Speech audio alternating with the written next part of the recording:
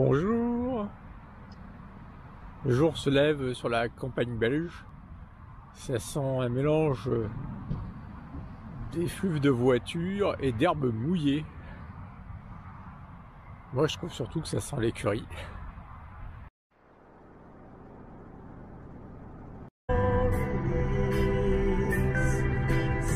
Voici la France. On renoue avec une petite habitude bien française.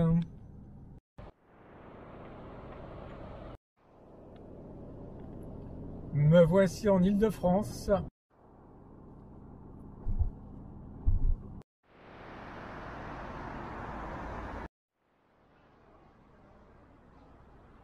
Voici venue l'heure du dernier bilan.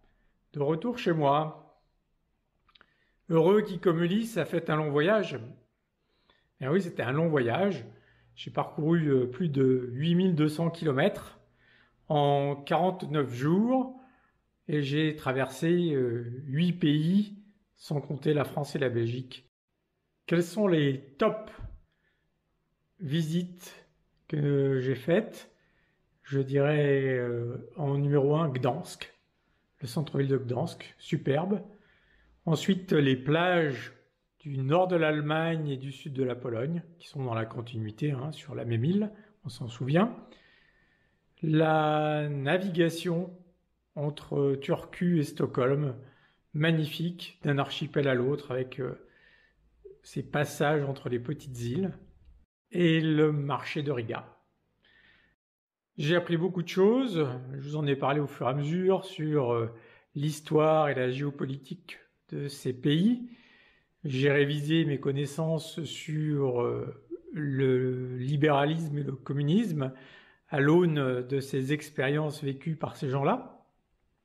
Et j'ai appris aussi pas mal de choses sur moi-même, sur mes limites et sur ma capacité d'adaptation. Est-ce que je referai ce voyage? La réponse est sans aucun doute oui. Je le referai volontiers, mais si je devais le refaire, je le referais différemment. Alors qu'est-ce que je changerais? Tout d'abord, je voyagerais beaucoup plus léger. Donc je supprimerais la tente, je supprimerais les tabourets, j'aurais moins de vêtements, j'aurais une cantine plus petite, j'aurais moins de matériel accessoire, bref, beaucoup plus léger. Je ne le ferai pas pendant l'été, pour éviter les foules de touristes et également un mois d'août pluvieux. Je changerai la façon de m'arrêter en cherchant à rester plus longtemps à un même endroit, au moins 2 ou 3 jours à chaque fois. Donc ceci, ça voudrait dire soit de partir plus longtemps, soit de faire un voyage sur un périmètre plus restreint.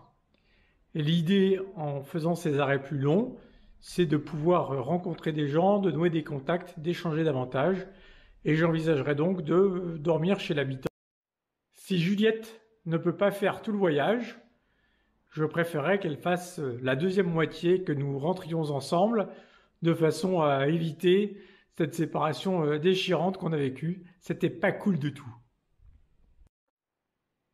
Voilà, je vous remercie de m'avoir suivi tout au long de ce périple.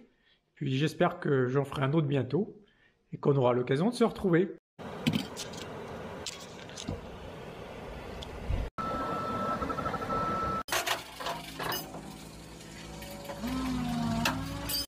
Voilà, après 8200 km, 10 pays traversés, Baltica se termine ici.